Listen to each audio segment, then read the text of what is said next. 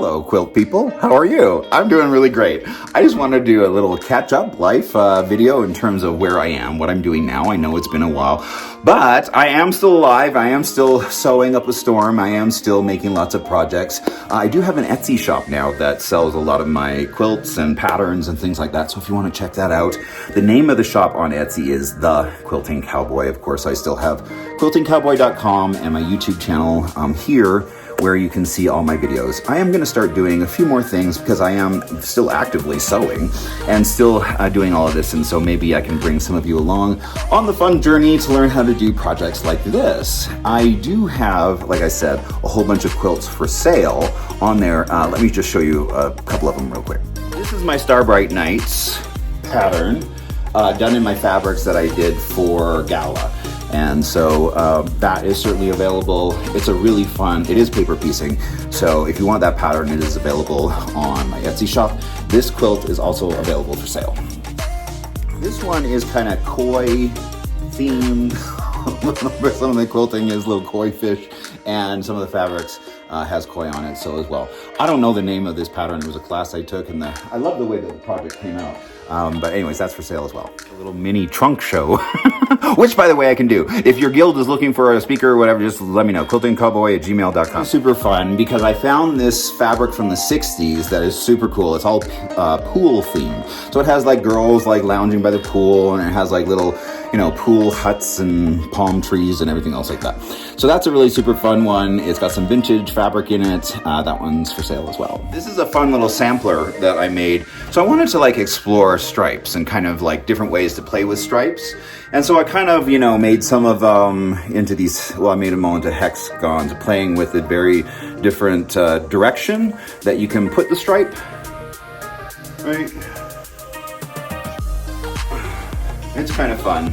So it's just a little sampler piece. It's not huge. It's just like a lap quilt, but that one's on Etsy as well. I don't have a pattern for. It's funny, I've never really used a pattern. So starting to make patterns, I was like, how does the pattern work? Because I usually just see something online and I just go make it. I don't know, that's just my process. So anyways, this one also has some vintage fabric from the 60s that is the background fabric, and then I did the solids on top of it to kind of make it stand out more, but it's a really super fun piece. All right, this piece is super unusual because it's made of denim, canvas, and corduroy. Oh, and it's all Y seams. What? Why? It's a super, super, super intense project. And the fact that I was doing it with thick fabrics on top of it makes the feel of it it's a very heavy quilt, which I love. And it's black on black, all Y seams. Oh my gosh, my eyeballs. I was threading the machine black on black. You're like, oh, I can't even see what I'm doing anymore. Anyways, the inspiration for this piece was I wanted to do something that felt like being underwater and kind of seeing the light rays kind of come through the water and the ripples of the water. It was an intense piece, but I do have it for sale. I don't mind holding on to it. That's what I've just started. That's my new business model. I make the quilts of what I find inspiring. I put them on Etsy and I charge what I feel like I need for my work, not based off of what others are doing. If it sells, great. If it doesn't sell, then I get to just keep it in my collection. So that's kind of the business model I've taken to at this time. So that kind of brings us to where is Dale? Right? Because I haven't been doing this for a minute. I have been writing books. I have been on a very different path and journey. As some of you know, I got really ill. I have the same neurological movement disorder as Celine Dion, which is weird because I used to be in her show and pick her up every night on stage, So it's really weird that we both have this very rare neurological movement disorder. It's called generalized dystonia, or the layman's term is stiff person syndrome. When I got sick, I got angry. Many of you had the opportunity to witness that. I don't apologize for that. We don't know how we're going to react to a diagnosis like that, an incurable diagnosis like that, until you're in the middle of it. I apologize if I hurt anybody's feelings, but I do not change my stance on what I believe. Through that process, I have had the opportunity to write a whole bunch of books that really helped me process kind of what that was like. And it helped me process a lot of my trauma from my childhood and the messaging that I received as a young person that I was an abomination to my parents, that I had to run for my life in order to avoid being institutionalized into conversion therapy. So I still have stuff around that. And so if I do start doing this again, all I ask is that you do not bring that to my doorstep. Do not bring it up in conversation. Don't say, I'm sorry about whatever happened. No. Let's just move forward. Leave that in the past, and we can continue to be friends and laugh and support one another. But again, don't ever bring it up in front of me. Please, I am begging you. I am not available for that conversation. So anyhow, I am actually truly grateful for that process. And while the diagnosis was really tough, I've had the opportunity to work with it now enough to see it really as a blessing, not as a curse, because dystonia arrived to my life as a really great teacher, and I was ready to learn. So through that, I developed a book series, and this first one is called The Language in Light. And they're all really tiny books, 100 pages or less. They're meant to be read on a flight, or, what do you just want, you got an hour and a half to kill, and you just want a really great story. They're called little novelettes, right? A little novelette. And so the first one I did was called Handsome Devils. And it's a story about Nikola Tesla, right? Because he was historically a queer individual. And so this whole series is told from the secret lover of Nikola Tesla. His name's Melvin Vaughn, and he's part werewolf. Because a lot of what I was using in order to heal myself, because I really have healed myself, I have studied energy work, and how that showed up for me was through shamanism. Studying how to be a shaman, because for me, and I searched everywhere on planet Earth. I searched all the religions, I searched all the schools of thought, I searched everywhere for what felt true to me and what I felt was going to be the vehicle for me to use to cure myself, because Western medicine has no answers, right? I'd run out of places to look for answers to heal myself. And so the only place I had left was to go internally to try and cure my vibe, to try and cure my dis-ease.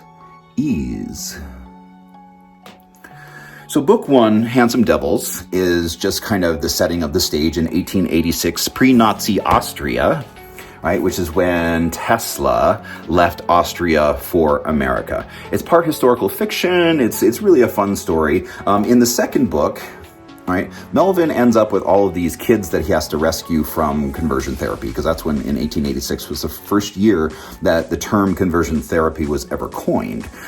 And so that's when it really started to take off in terms of let's hate the gay people. And so Nikolai is in America, Melvin is in Austria, and so he rescues these boys from institutionalized therapy, essentially, because they used to lobotomize gay people back then, which was their cure for homosexuality. Anyway, so it's him getting all these kids that he then has to teach how to be powerful shamanic warriors. And if you don't know anything about energy work or shamanism or the ways of the indigenous people, this is him starting to teach the kids what that looks like and how to essentially fight the government using energy work. Now, the third book, Where the Warrior Lives, really starts to get heady. That's really where it gets into the principles of energy work and how you really can manipulate the external from the internal. So that's Where the Warrior Lives. Book 4, Christian's Rapture. Christian is one of the characters, one of the kids. And so this is all about her journey and her life and what that was like back in 1886 for queer and trans people back then. So that's The Language in Light. I have the 5th book written, Felix's Fight, but I haven't published it yet. So that's that series. The other set of books is the trilogy that's really kind of based loosely on my life, on my personal experience. And so that's why the book 1 will always be the most important book that I've ever written or ever will write, because it details my childhood. It details me having to escape my parents. It details, of what it was like for a person to be put through conversion therapy during the AIDS crisis, and the messaging that your parents and your community sends to you in that type of an environment. But it's not about them. It's about how all of that percolated in my mind in order to get me to act in certain ways that were destructive, in certain ways that were acting out, in certain ways that I didn't understand as a coping mechanism for the abuse, quite frankly. So that's foreign to me, and that is, if you want to know me, that this is it. This is my life. This is all my thoughts. This is all my beliefs. This is everything. That's so then book 2 in the trilogy is kind of more about John and me, my husband, and me and our relationship as broken individuals, really trying to find their way back to love, not only for themselves, for each other as well. So that's book 2, Broken Like Me. And then book 3, Made of Me, is the vehicle that I used in order to process what it means to go from a high-performing athlete to being disabled, essentially. And so that's what I use that book for. So that's my books right now. I've had great success with them. I am a #1 best-selling author in multiple categories. They all launched as bestsellers, and I'm so thankful. If you were a part of my journey with the books and helped me be successful with that, I'm truly grateful. Anyways, mostly these days what I'm doing is my other YouTube channel, which is youtube.com/Dale Allen Rouse. So over there, I'm actually doing my energy work. I'm actually talking more and more about the evolution of the human spirit, right? And everything that I've learned through this process of studying to be a shaman and studying energy work, and what it took for me to tackle, quite frankly, an incurable neurological movement disorder and extinguish its dis-ease within my own body. I no longer have to use a walker. I no longer have to have help getting dressed or feeding myself. That's where I was. And it got to the point where I had to just look me in the mirror and say, what are you gonna do about it? Because nobody else is gonna. And I had to start getting really honest, and I had to start really tackling my own issues, especially my limiting beliefs and everything I've ever been taught by others, to find out for myself what is true. But again, DeSonia showed up for me as a really great teacher. I have nothing else that I need. I got so much out of that, and it sounds crazy, but when you start to really look for the benefits of why things have showed up for you in that way, I didn't ask to be on this path. I didn't ask to be on this healing path. I didn't ask to have to go and search out energy work and things that might heal me because the Western world in medicine had nothing. I didn't ask for that, but here I am.